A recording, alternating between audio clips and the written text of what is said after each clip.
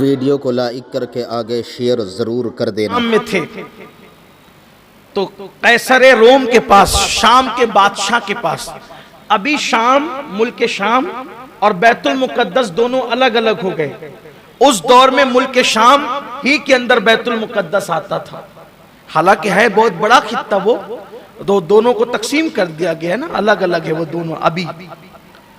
तो अबू सुफियान मुल्क शाम के बादशाह के पास गए, मुसलमान नहीं हुए थे अभी। बादशाह से मिले तो हुजूर की खूब बुराइयां की, माअज़ल्लाह, हुजूर के बारे में बुरा कहा। तो शाम के बादशाह ने, कैसर रोम ने कहा कि एक काम करो, ये जो मक्के से काफिला आया है और जो मोहम्मद अरबी के बारे में खिलाफ बातें करता है, ये बताओ कि इस पूरे काफिले में उनका सबसे करीबी रिश्तेदार कौन है। तो अबू सुफियान जो काफिले के सरदार थे, उन्होंने कहा मैं ही करीबी रिश्तेदार हूं। तो फिर अबू सुफियान ने बहुत सी बातें कही। तो जब आदमी बातें किसी के खिलाफ करता है तो सोचता है ना कोई बहुत जरा गरम वाली बात करके फौरन असर करे। तब अबू सुफियान ने भी कहना शुरू किया। उन्होंने कहा, अरे बादशाह, आपको तो हैरत होगी वो कैसी कैसी बात करते हैं।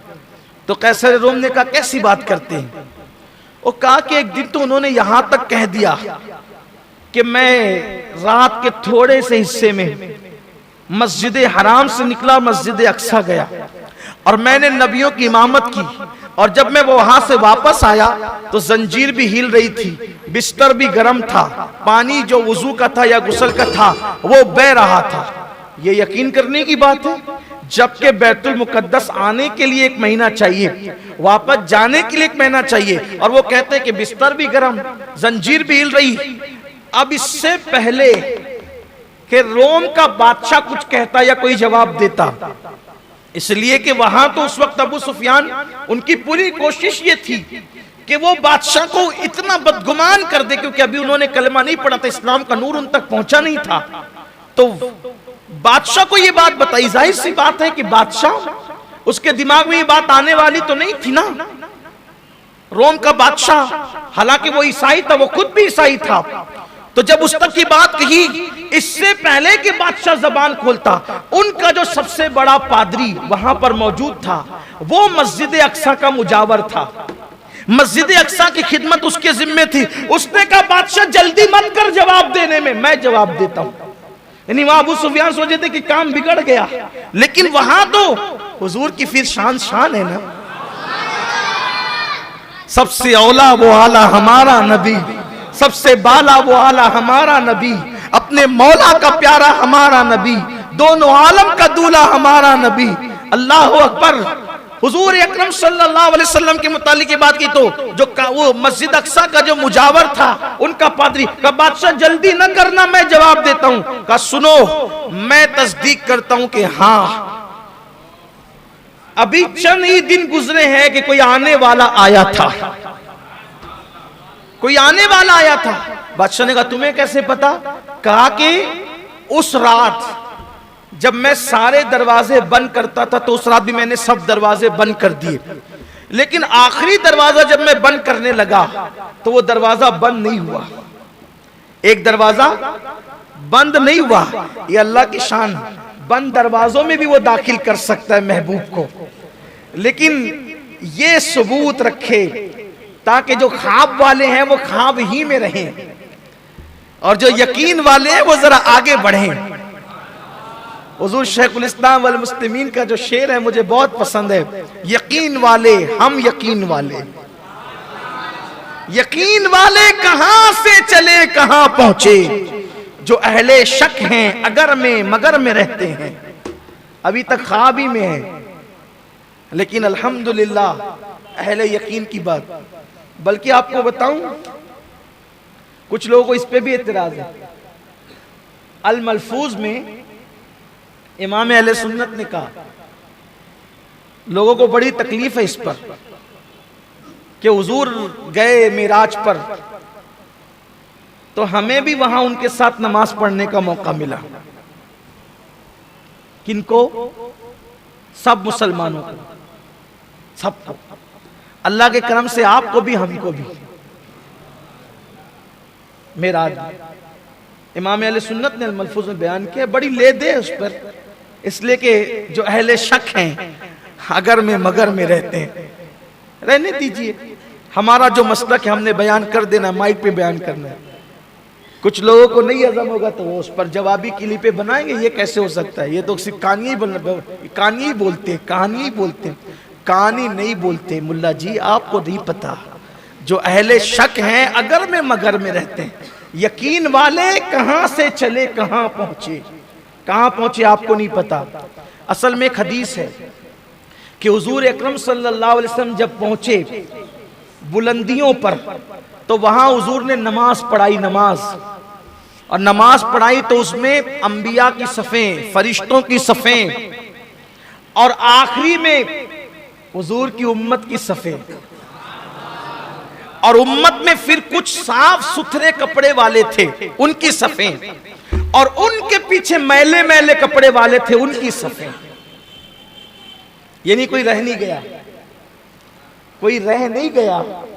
हमें भी उन खिलातों से हिस्सा, जो खास रहमत के वहां बटे थे, इंशाअल्लाह उसकी बरकत क़यामत तक जारी है। फरिश्ते हैं, अल्लाह वाले हैं, नेक लोग हैं, सफेद सफेद चमकदार का लिबास वाले, और आखिरी में मैले कुचेले कपड़े वाले। लेकिन नमाज पढ़ने का शरफ सबको हासिल हुआ। और पूछा गया जिब्रील ये कौन है सफेद चमकदार का? हुजूर ये नेक उम्मती है।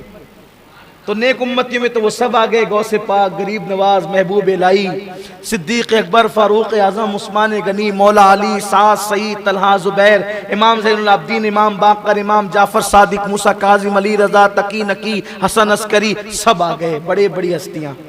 ये पीछे मैले कुचेले कपड़ों पे कौन है? कहा वो गुनहगार उम्मती है। तो बोलो गुनहगार पहुंचे कि नहीं पहुंचे? गुनहगार पहुंचे।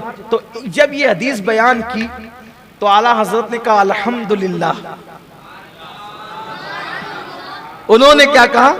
अल्हम्दुलिल्लाह। वो मेराज की शब में शरफ इक्तिदा, वो जो गुनहगार थे वो गुनहगार हम ही लोग तो थे, तो हमें भी नसीब हो गया, रूहानी तौर पे हमें भी नसीब हो गया। और आज के दौर में हम कहते हैं अल्हम्दुलिल्लाह।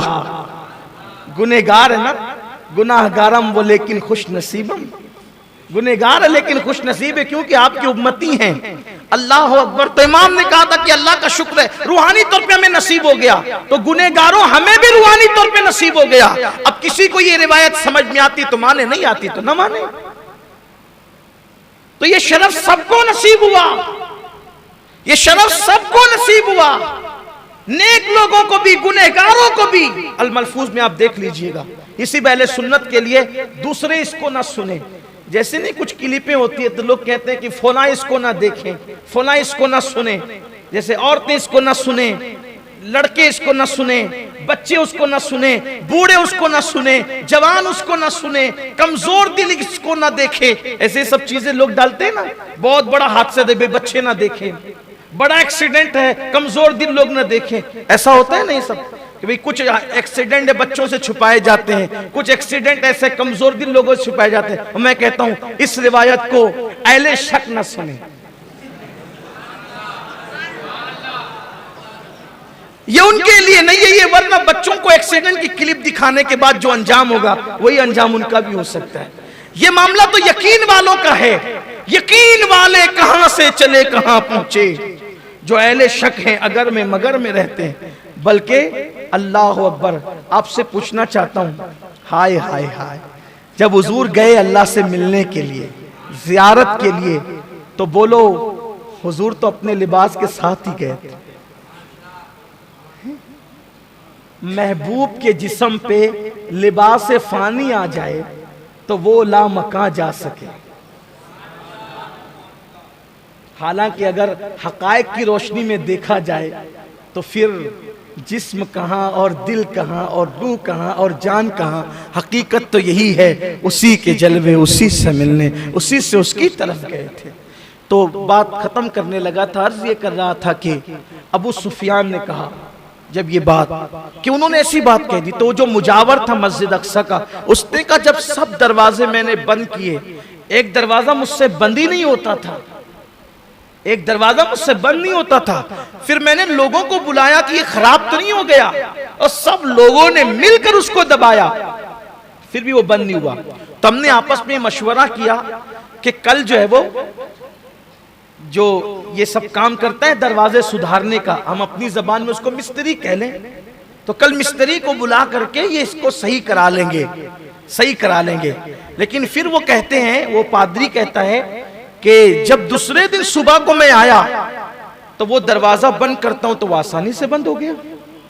लेकिन फिर मेरी नजर पत्थर पे पड़ी तो मैंने देखा कि पत्थर पर सुराख करने का ताजा तरीन निशान मौजूद था, और वहां जानवर के खड़े होने के पैर के निशान भी मैंने देखे। तो मैं समझ गया कोई आने वाला आया था। और फिर जब हमने तवज्जो की तो हमारी आसमानी किताबों में यह जिक्र मौजूद था कि वो आखिरी नबी होगा जो मक्के में पैदा होगा, और जिसको ये शरफ अता किया जाएगा कि वो मक्के से रातों रात मस्जिद अक्सा आएगा, और मस्जिद अक्सा से रातों रात आसमानों की सैर करेगा, और अल्लाह का दीदार करके जब वापस पलटेगा तो जंजीर भी हिल रही होगी, बिस्तर भी गर्म होगा, और पानी भी बह रहा होगा।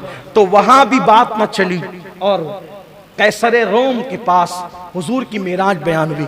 तो वाक़ई मेराज इस कदर मजबूत, इस कदर हक़ाइक़ और शवाहिद के साथ है कि जिसकी कोई इंतहा नहीं हो सकती। एक छोटा सा वाकया अगर आप इजाजत दें तो इस पर अर्ज करूं कि आप उसको सुने, आपको मजा आएगा। देखो, उलमा की दो किस्म होती है। एक उलमाए जाहिर जो सिर्फ कहते हैं ये किताब में लिखा, ये किताब में लिखा, ये किताब में लिखा, ये किताब में लिखा, और एक है उलमाए बातिन जिन्हें हम अल्लाह का वली कहते हैं, उन्हें हम अल्लाह का वली कहते हैं। तो वो जो अल्लाह का वली होता है, तो वो अल्लाह का वली सिर्फ दलील नहीं देता कि इस किताब में है, इस किताब में है, इस किताब में, इस किताब में, बल्कि वो अल्लाह का वली सीधा सीधा समझा देता है। जा, फिर उसको समझ में आ जाता है। गौ से पाक मेराज बयान कर रहे थे, इसका मतलब है कि मेरे गौस भी मेराज बयान करते थे। सरकार गौस पाक मेराज का ये वाकया बयान हो रहा था, तो गौस पाक मेरे मुर्शिद ने कहा हुजूर गए और आए, बिस्तर भी गरम, जंजीर भी हिल रही थी, पानी भी बह रहा था। तो एक शख्स उठा, ये कैसे हो सकता है? तकरीर सुनते सुनते कुछ लोग दिलो दिमाग में आता ना, ये कैसे हो सकता है, उसके दिमाग में भी आया ये कैसे हो सकता है। लेकिन वो महफिल से उठा। महफिल से उठने के बाद उसने मछली खरीदी, मछली खरीद कर घर पहुंचा, और घर पहुंच करके कहा कि मछली बनाओ, आज हम मछली खाएंगे। जितने टाइम में तुम मछली बनाओगी उतने टाइम में मैं दरिया से गुस्ल करके आता हूं, मैं दरिया से गुस्ल करके आता हूं। क्या हुआ? मछली दिया, बीवी ने मछली काटना शुरू किया, इधर वो गया, कपड़े उतारे, दरिया में छलांग लगाई। जैसे दरिया में छलांग लगाई, जब सर बाहर निकाला तो वो किनारा नहीं था जिधर कपड़े थे, वो किनारा नहीं था जिधर कपड़े थे, बल्कि कोई दूसरा किनारा था। पहचाना नहीं किनारा। वहां देखा एक मालदार सौदागर था, लेकिन जब इसने मुंडी बाहर निकाला तो ये मर्द नहीं था, उस वक्त वो औरत की शक्ल इख्तियार कर गया। औरत नजर आ रहा हो, उसको शर्म आई, ये क्या हो रहा है। सौदागर ने उसको कपड़े दिए, बाहर निकाला, सौदागर उसको अपने घर ले गया, दोनों का निकाह हो गया, शादी हो गई दोनों की। कुछ बच्चे भी हो गए, बच्चे भी पैदा हो गए, बच्चे बड़े भी हो गए, जवानी की दहलीज पे कदम रखने लगे। उसके बाद अचानक सौदागर की बीवी के दिल में ख्याल आया कि दरिया में तो नहाने के मजे ही कुछ और है। तो वो सौदागर की बीवी सौदागर के साथ उसी दरिया में नहाने के लिए आई, और जैसे ही अंदर उसने अपने आप को डाला और मुंडी को बाहर निकाला तो देखा कि दूसरा किनारा है, वहां पे कपड़े पड़े हुए हैं। उसको याद आया, अरे मैं तो मर्द ही था ना, एक छलांग लगाई थी, उधर निकला था, औरत बन गया था, इतने बच्चे पैदा हुए, और उसके बाद अभी तो ये फिर मेरे कपड़े, बाहर निकला, मर्द था, कपड़े पहने। अब उसने सोचा, उधर गया, औरत बना, शादी हुई, बच्चों को जन्म दिया, बच्चे जवानी की दहलीज पे पहुंचे, कितना अरसा बीता, कपड़े मेरे यहीं के यहीं पड़े हैं, अब घर जाऊंगा तो लोग पहचानेंगे कि नहीं पहचानेंगे। घर गया तो बीवी मछली काट रही थी। घर गया, बीवी मछली काट रही, अरे खाना बनाया नहीं, अब भी तो गए थे, इतनी जल्दी खाना बनता है? अभी उसके दिमाग में बात आई, ये सजा गौस पाक ने दी। गौस पाक के बयान पे इतराज किया, सजा मिली, उसके बाद फौरन महफिल में आया, अभी भी गौस पाक हुजूर की मीरात बयान कर रहे हैं। वीडियो अगर अच्छा लगा हो तो लाइक करके आगे शेयर ज़रूर कर देना, और इस वीडियो को सवाब की नीयत से अपने दोस्तों के साथ व्हाट्सएप फेसबुक ग्रुप पर ज़रूर शेयर कर देना, ताकि इसका सिला अल्लाह ताला आपको ज़रूर अता फ़रमाए। अल्लाह हाफिज़।